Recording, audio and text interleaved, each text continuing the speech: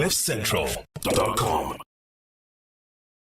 It is now just about time for us to find out about something that I know we've been excited about for a long time. It is to talk to Faith Kanyile, who's the CEO and director of WBIH. That is the WDB Investment Holdings Group. And she's here today to talk to us about, among other things, women in investment. She's been associated with WDBIH for over 20 years.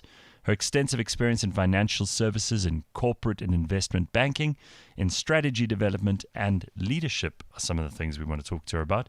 How are you, Faith, first of all, and thank you for coming to see us. I'm good. Thank you for inviting me. Now, you've spent a long time in senior and executive positions. You were at Standard Bank, you were in corporate and investment banking from 2001 to 2013. You also serve on the board of Discovery Limited, Safari RSA Limited, Transcend, and Seed Engine. So this is a busy week, I'm sure, as all weeks are for you, because you've got meetings, you've got important people to see. What is your day-to-day schedule like? Does it vary from day to day?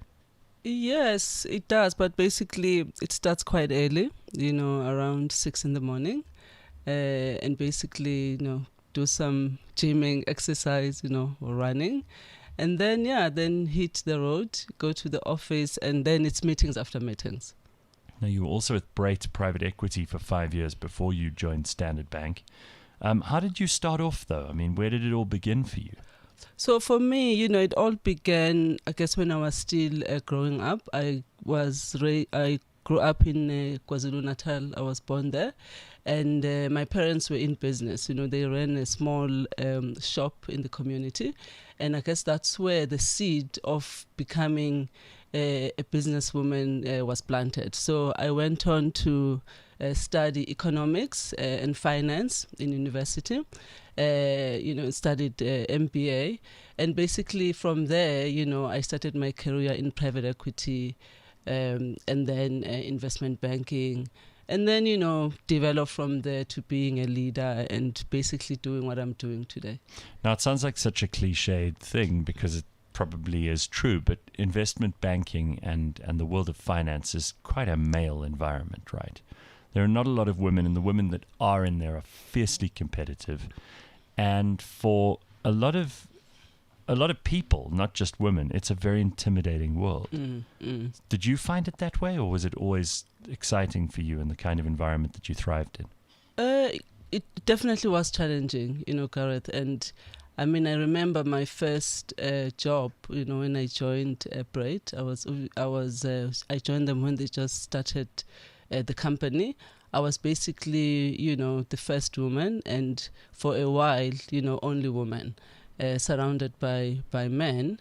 But I think, my training and my attitude actually helped me to go through the challenges and eventually also just to really get to understand people as people rather than generalizing and saying, oh, you're a man, therefore this is how you think about women. So you really have to go through that journey of really just, developing a relationship with human beings, but also at the same time, you have to understand that, there are inequalities and you need to be prepared to be active and to, get involved and to really, fight for women where can. It's almost more incumbent on you to make an even greater contribution and to know your own value. Yes. When you're in that position, right? Yes.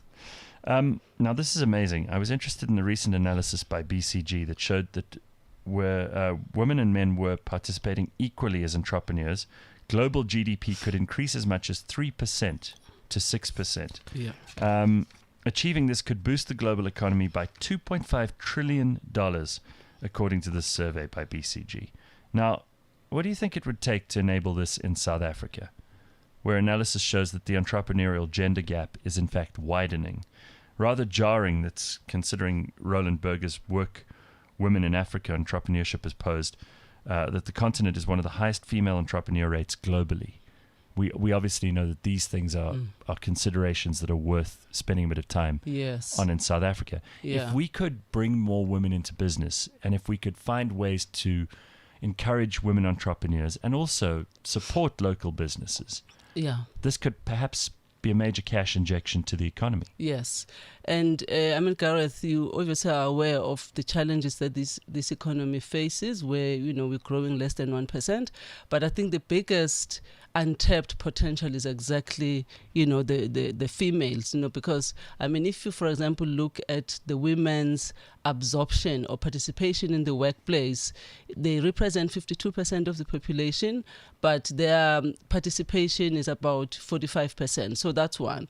And then if you look at their representation as leaders on boards, on the JSE listed companies, women's representation is only 20%, and obviously the rest is male. So I think the point of the fact that, we've got more than 52% of the potential not being tapped in South Africa, for me, it's a huge missed opportunity. And I think if we can really, get to the bottom understanding of, putting in place policies that can encourage the participation of women, from probably government, putting in policies, but also business must start to embrace diversity and inclusivity. Because to your point, there are numerous studies that have been done to demonstrate that if you are more inclusive, if you embrace diversity, the impact on your bottom line and eventually in the economy is hugely positive. But I think we're just not doing it, because I think we really need to change the mindsets, Gareth. And Faith, it's not just, this is not some cosmetic or political thing. Like, what you're saying is that the numbers show that this can be very beneficial to your business. So it's not as if this is some feminist 1980s women are being left out of the economy argument. And there are obviously lots of women who are doing extremely well in South Africa at the moment, and plenty who have made their way regardless of the obstacles and the adversity. But do you believe in a glass ceiling? Unfortunately, I do believe in a glass ceiling, because, I mean, you have seen cases whereby, if you look at women's participation, for example, in, the management levels in South Africa. So if you start from the junior management, you will see that there's actually equal representation between men and women. So it's 50-50. Then you move up to the senior management levels. There, you see the ratios are 27 or 30% to 70% female to male. Then you move up to CEO positions. There, it's shocking, because if you, for example, look at the JSE, you've got less than 3% of CEOs, being females. So what explains that? That's a tiny number. Exactly, Gareth. So, I mean, so for me, it really, you need to ask yourself, why is that? But you're not saying utopia would be 50-50. That's not what you're asking for. You're just saying equal opportunity. And women CEOs. And obviously, we come from a history where women weren't necessarily in work. They were usually the homemakers. Yes. And historically, women have not had the roles in business that they are able to occupy now. Yeah. So surely over time, this will get better? I think it will get better, but also it requires interventions. As you know, things don't just happen. I mean, we need to make these, things happen, because, I mean, if you look at South Africa and, since our democracy more than 25 years ago, we definitely have made progress, correct. So I don't want to sit here and say, we've done nothing about, promoting gender equality. We've definitely done something, but I'm just saying that there is much more than that we need to do. And for us to be in a different position, say 10 years from now, we can't be using the same approach that we've been using over the past 25 years. Because in my view, I don't think the approach that we've been using has really gotten us to where we can be, like the potential that where we can be, we're not even close to our potential. So that's really my argument to say, for us to get too close to reaching our potential, to get, this economy to really be inclusive, and to get, women's participation to be meaningful and to increase, we have to do things differently. What would you say to a young woman who is starting off in business and is intimidated by perhaps the workplace, especially in a financial institution, by men, by perhaps the stories that we hear about sexual exploitation. We hear about a lot of this. What would you say to those women? What's the best advice you could give them, especially if they were your daughter or a friend of daughter of a friend? I think the first thing that I would say is that, they really have to know their worth, because I think people do funny things, Gareth, because they've got very low self-esteem, very low, self-confidence. They don't believe in themselves. And then they end up thinking that for them to, go up in their careers, they have to do funny things. So first things first, know your worth. Know that you are worth something. And then, obviously, once you know that, you obviously have to really work on yourself. You have to believe in yourself, and you have to continuously self-develop or improve yourself, because the only way for you to be relevant is that, you really have to continuously grow by doing a lot of things, by reading, by, getting into leadership training or leadership development programs. It's really about, continuously self-improving yourself. But I think lastly, Gareth, you really have to find a mentor. You need to find someone who's going to guide you. We're not an island as human beings. So find someone that, can guide you, can mentor you, someone that you can bounce off ideas with. And when you've got challenges, someone that, you trust, that you can talk to. What are some of the best resources that have helped you along your way? I mean, you mentioned these courses and self-development. What have you done along your way to corporate success? I've really done quite a lot of, first of all, like just self-development, just knowing who I am, and really, understanding my strengths and as well as my weaknesses, and really focus more on capitalizing on my strength, because I think we spend too much time just sort of like, focusing on things that we're not good at. So I've really spent a lot of time focusing on things that, that I'm good at. And also, Gareth, I have mentors, I've got coaches, I've got people that are supporting me through my journey.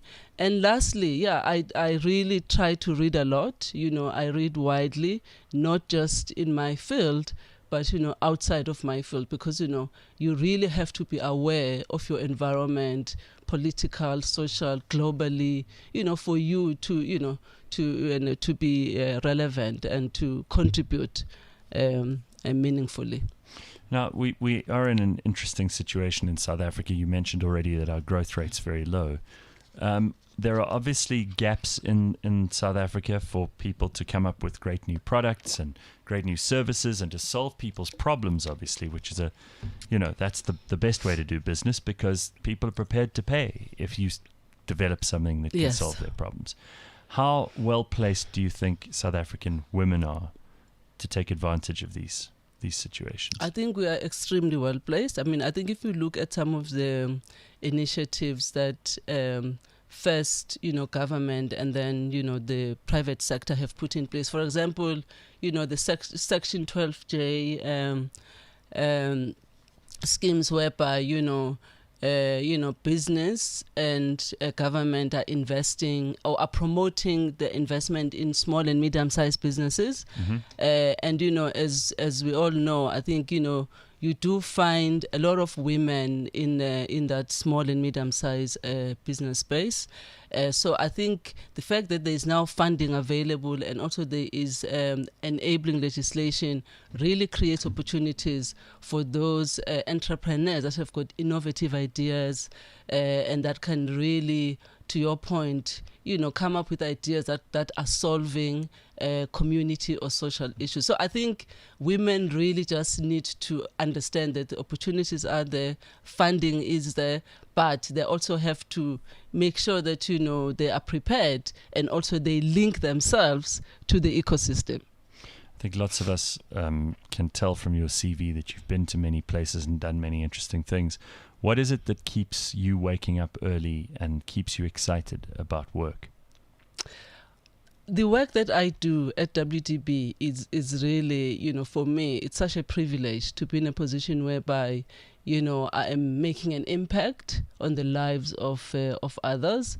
And as you know, at WDB, we were founded almost 30 years ago to really support women in rural areas by providing them microfinance, and then helping them to grow their businesses, but most important, to improve their lives and get themselves out of poverty.